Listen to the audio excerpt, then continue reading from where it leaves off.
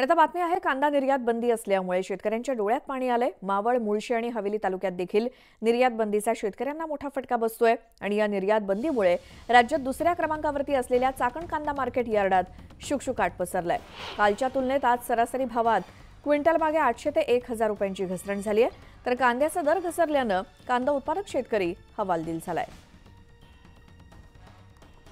अधिक माहितीसाठी जाऊयात, गणेश दुडम आमचे प्रतिनिधी आपल्या सोबत आहेत। गणेश, चाकणमधली काय परिस्थिती कांदा लिलावाची?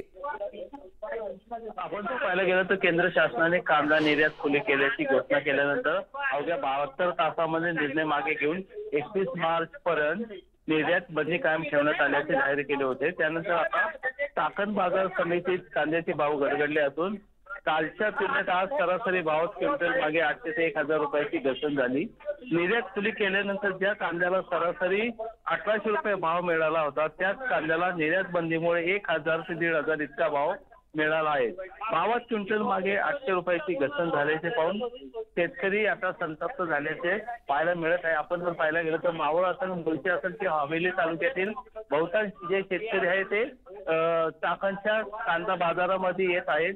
त्या कांदा बाजारामध्ये जे आरती आहेत किंवा शेतकरी आहेत ते आता कुठेतरी चिंताग्रस्त झाल्याचे चित्र आपल्याला दिसून येत आहे। गणेश, धन्यवाद या सगळ्या माहितीसाठी।